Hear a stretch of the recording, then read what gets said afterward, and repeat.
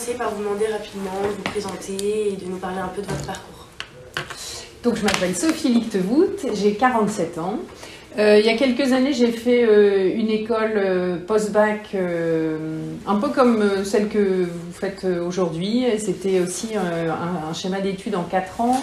J'étais partie de la région, je suis originaire de Lille, mais j'étais partie faire mes études à Angers.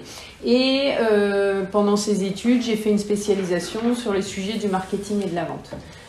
La raison pour laquelle j'avais choisi cette école, c'était qu'elle proposait un schéma qui est proche de l'alternance qu'on a aujourd'hui. Ça n'existait pas aujourd'hui à l'époque à l'apprentissage comme on le connaît aujourd'hui, mais il proposait de faire 6 mois à l'école, 5 mois en entreprise, 6 mois à l'école, 5 mois en entreprise sur les 2 dernières années. Et c'est ce qui m'avait attirée dans cette école.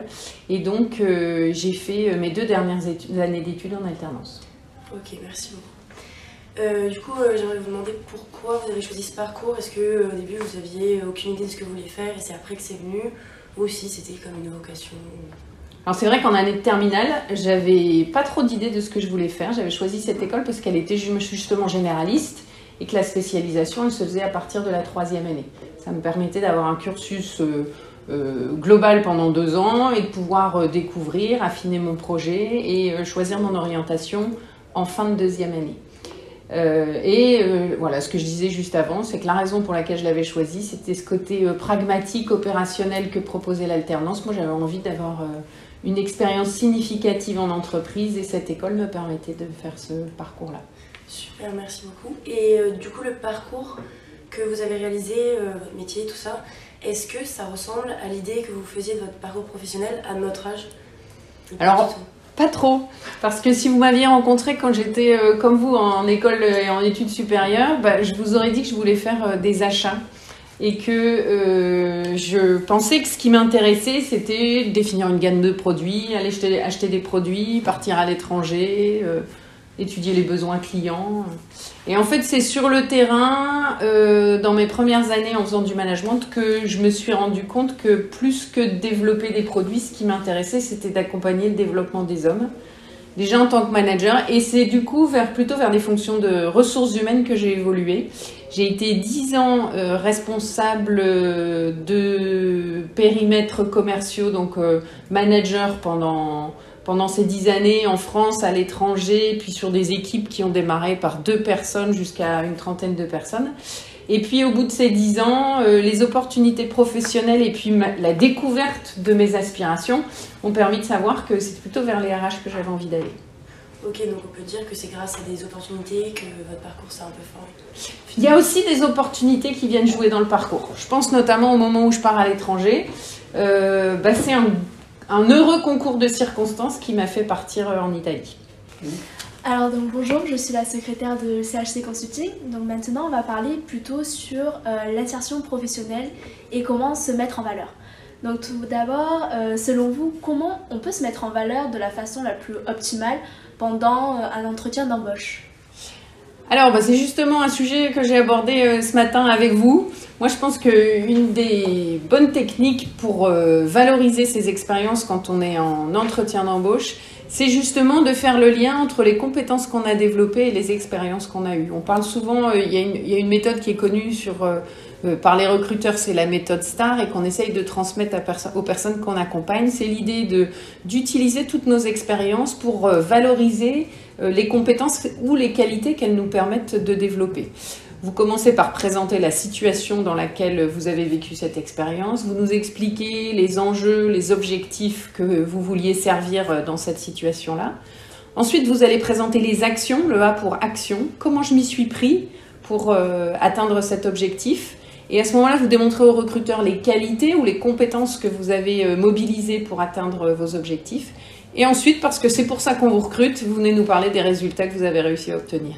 Et je trouve que ça, c'est une belle méthode parce que moi, quand je suis en entretien, ce que j'ai envie, c'est que vous puissiez me faire la démonstration que vous avez cette compétence ou cette qualité. Si par exemple, vous me dites « je suis organisée », j'ai besoin de savoir comment vous êtes organisé, comment vous vous y prenez quand vous vous organisez. D'accord, parfait, merci. Et donc, vous voyez le réseau social LinkedIn, on pense souvent que c'est un tremplin pour s'insérer dans le monde du travail. Est-ce que vous affirmez cette affirmation? Alors, LinkedIn, ça me paraît effectivement être l'outil incontournable aujourd'hui dans le monde professionnel. On est arrivé dans une période où on fonctionne beaucoup par les réseaux, professionnels et non professionnels, et LinkedIn, c'est l'outil de réseau professionnel. Je trouve qu'il a plusieurs vertus. La première, c'est déjà quand je complète mon profil, quand je construis mon profil, ça m'oblige d'apprendre à parler de moi, d'apprendre à structurer les infos. Et par exemple, si je parle de mon dernier stage, si je parle de ma dernière expérience professionnelle, qu'est-ce que je choisis d'en dire? Comment je choisis de la présenter?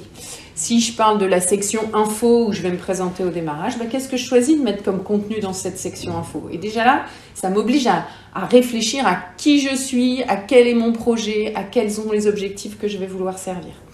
Deuxième chose, ça me permet de faire de la veille. Quand je suis sur LinkedIn, je vais observer ce qui se passe dans les différents cercles auxquels je serai rattachée. Soit des individus, soit des secteurs d'activité, soit des entreprises pour connaître comment elles font. Et donc, je suis un peu sur une notion de veille, de benchmark qui est intéressant de regarder.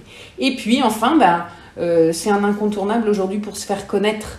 Il y a une grosse partie du marché de l'emploi qui passe par LinkedIn aujourd'hui. Et quand je vais rencontrer quelqu'un, un de mes réflexes de recruteur, c'est d'aller regarder avec qui cette personne est connectée, où elle a travaillé, qui pourrait éventuellement me parler d'elle. Et donc tous ces éléments-là, c'est important que j'apprenne à construire mon identité et aussi mon identité professionnelle à travers cet outil de réseau. D'accord, donc LinkedIn, on peut dire, c'est vraiment un réseau social qui permet aussi de renouer les liens avec l'offreur et le demandeur.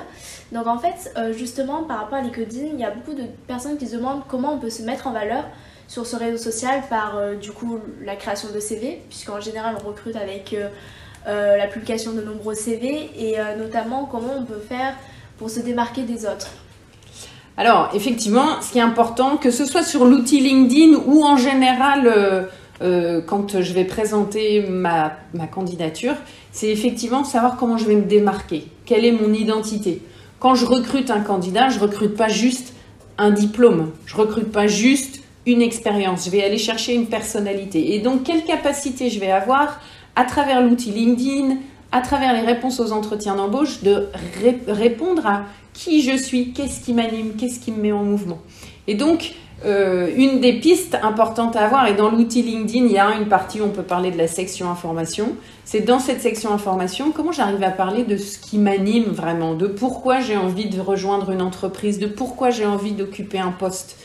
Il peut y avoir plein de façons. Moi, j'ai été responsable ressources humaines, j'ai été manager. Il y a plein de façons d'être manager. Il y a plein de façons d'être responsable ressources humaines. Moi, ce que j'ai envie de savoir quand je vous rencontre, quand je vous vois en entretien, c'est de quelle façon vous avez envie d'occuper le poste. Et donc, c'est pour ça que c'est important de parler de votre identité, de ce qui vous anime, de ce qui va vous faire lever le matin et nous rejoindre dans l'entreprise. D'accord, je vous remercie.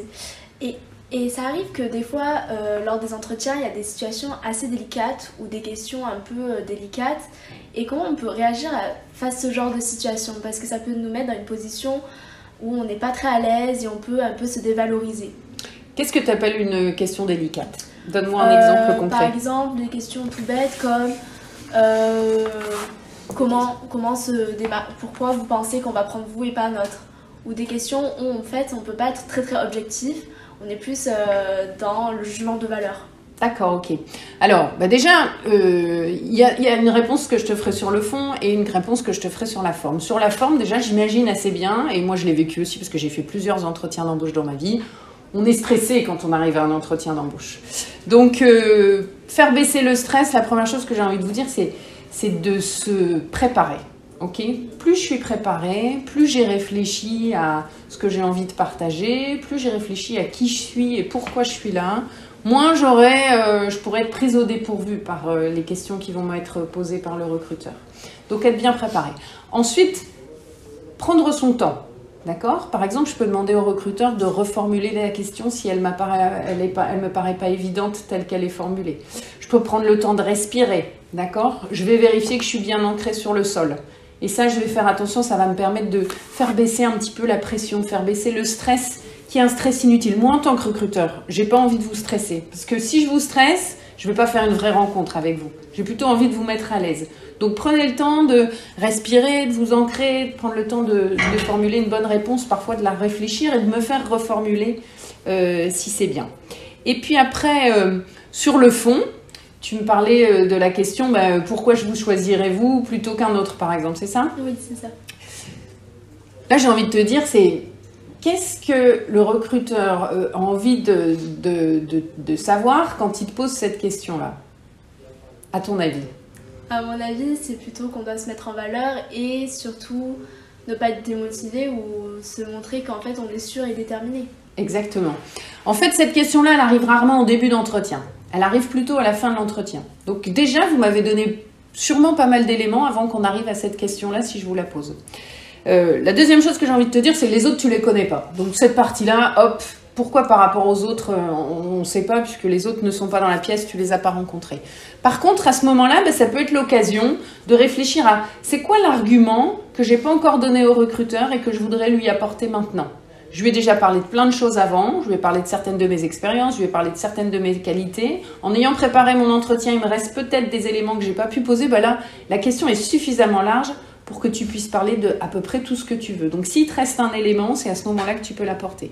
Et puis, si dans l'échange que tu as eu au préalable avec le recruteur, tu as senti qu'il y a un argument qui était particulièrement apprécié par le recruteur, auquel il était particulièrement sensible, ça peut être l'occasion de le réévoquer à ce moment-là. Bonjour.